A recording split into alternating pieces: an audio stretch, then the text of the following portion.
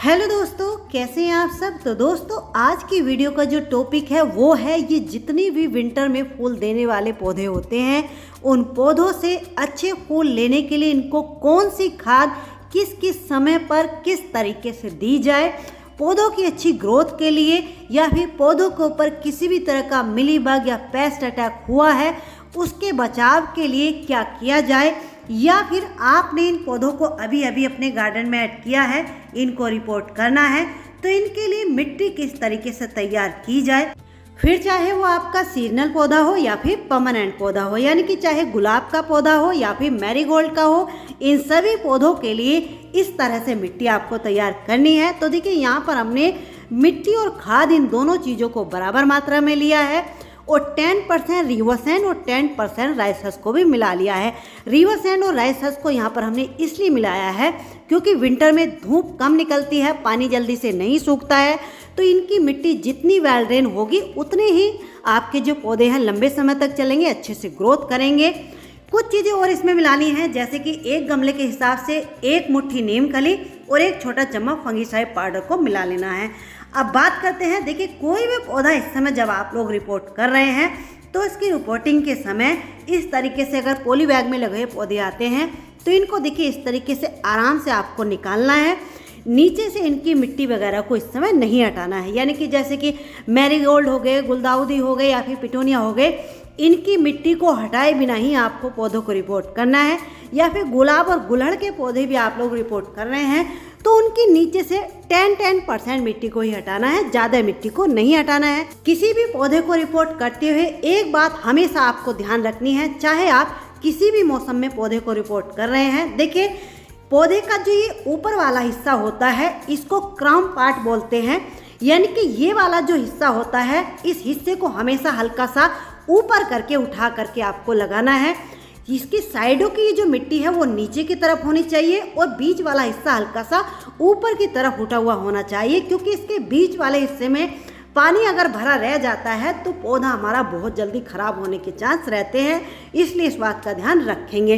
Reporting के बाद 5 से 6 दिन के लिए पौधों को बिल्कुल छाया वाली जगह में रखेंगे और 6 दिन बाद पौधों को उठा करके डायरेक्ट सनलाइट में रख देंगे। अब पौधों को हमने रिपोर्ट तो अच्छे से कर दिया है, रिपोर्टिंग के बाद अब बारी आती है इन पौधों से ज़्यादा फूल लेने के लिए, पौधों की अच्छी ग्रोथ के लिए कौन सा फर्टिलाइजर किस तरीके से बना करके पौधों में हमें किस किस समय पर डालना है। तो चलिए वीडियो को शुरू करते हैं। सबसे पहले बात करते हैं स्टेप नंबर 1 की।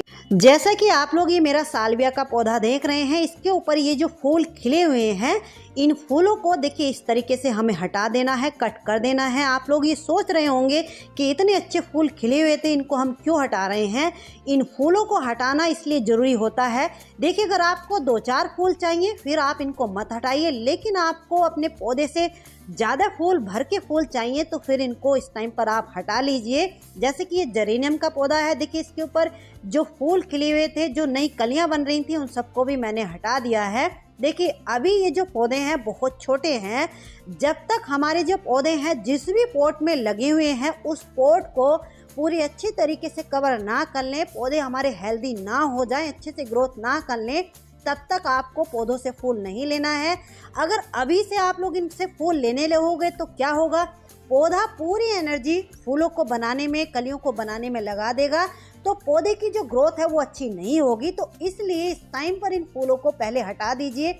जब आपको लगे कि आपका जो पौधा है पूरे अच्छे तरीके से ग्रोथ कर ली है, हेल्दी हो गया है, फिर उससे फूल लेना शुरू कर दीजिए।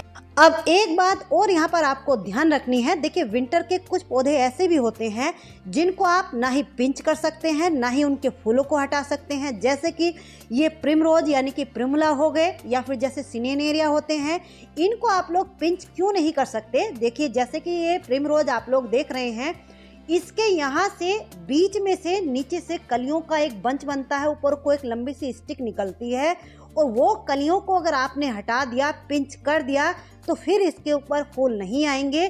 जैसे कि आप लोग ये सामने देख रहे हैं, इस तरीके से ये कलियां बनती हैं और ऊपर जाकर ये कलियां खिलती हैं, बीच में से एक स्टिक सी निकलती है। तो इस बात का आप ध्यान रखेंगे। कुछ पौधे ऐसे भी होते हैं जिनको पिंचिंग के या फूलों को हटाने की ज़रूरत आपको नहीं पड़ेगी, लेकिन हाँ जो फूल सूख जाते हैं, स्पेंड हो जाते हैं, सूखने के बाद जैसे कि ये बिगोनिया के फूल हैं, जैसे कि ये सूख गए हैं, स्पेंड हो गए हैं, इनको आप इस तरीके से हटा सकते हैं, यानी कि सूखे हुए फूलों को आप हटा सकते हैं। जैसे बिगोनिया है, इनको भी कोई पिंचिंग की या फूलों को हटाने की जैसे हम बात कर रहे थे, उनकी ज़रूरत नहीं है। जैसे ये इम्पेशन हो गए, इनको भी कोई पिंचिंग की ज़रूरत नहीं है, क्योंकि ये अपना बिना पिंचिंग के ही पूरे चारों तरफ से बहुत जल्दी पूरे पॉट को कवर कर लेते हैं, अपना आप ये भर करके चलते हैं। तो इस बात का आपको बहुत ध्यान रखना है। अब बात करते हैं टिप नंबर 2 की। तो देखिए, दूसरा जो इम्पोर्टेंट काम है जो कि हमें अपने पौधों के ऊपर समय समय पे करते रहना है, 10 से 12 या 15 दिन बाद अपने पौधों की मिट्टी की ऊपर से लगभग आधा इंच की गुड़ाई करते रहना है। इस तरीके से अगर आप गुड़ाई करते रहोगे तो पौधों की जड़ों को हवा लगती रहेगी, धूप लगती रहेगी, तो पौधे हमारे खराब नहीं होंगे। क्योंकि सर्दियों वाले जो पौधे होते हैं ज़्यादातर इस वजह से भी खराब होते हैं, पौधों की जड़ों को हवा नहीं लगती है, उनको सनलाइट नहीं लगती है। तो देखिए, इस तरीके से आपको गुड़ाई करनी है। दूसरी बात, पानी का आपको बहुत ध्यान रखना है। ये जो मेरे पौधों की मिट्टी आप लोग देख रहे हैं, देखिए ऊपर से आपको इतनी सूखी मिट्टी आपको रखनी है, यानी कि ऊपर से ये सूखी लग रही है लेकिन नीचे इनमें नमी बनी हुई है, तो इस बात का आपको ध्यान रखना है। अब ऐसी कंडीशन में इनको हमें पानी देना है। अब बात करते हैं नेक्स्ट स्टेप की। तो देखिए, अगला जो हमारा स्टेप है वो ये है कि अभी हमें अपने पौधों को अच्छे से बढ़ने देना है, उनको अच्छे से ग्रोथ करने देना है। तो उनकी अच्छी ग्रोथ के लिए इस टाइम पर पहला जो फर्टिलाइजर हमें देना है और वो किस तरीके से देना है, ये है देखिए एप्सम सॉल्ट। एप्सम सॉल्ट जो होता है ये पौधों की जड़ों को बहुत तेजी से विकसित कराता है और पत्तियों को लस ग्रीन बनाता है। लेकिन इसको देना कैसे है, देखिए यहाँ पर मैंने ये 2 लीटर पानी लिया है और 2 लीटर पानी में 1 से 1.5 चम्मच, ये बड़ी चम्मच है, 1 से 1.5 चम्मच हमें मिला लेना है। ये जो हम दे रहे हैं इस टाइम पर, ये रिपोर्टिंग के 20 से 25 दिन बाद दे रहे हैं। जब हमने पौधों को रिपोर्ट किया था तो उस टाइम पर पौधों की मिट्टी में और जो पहला पानी हमने पौधों को दिया था उसमें भी मिला लिया था, लेकिन पौधों को लगाने के 20 से 25 दिन के बाद एप्सम सॉल्ट को पानी में मिला करके पौधों के ऊपर अच्छे से स्प्रे कर देना है। सभी पत्तियों को, कलियों को अच्छे से नहला देना है।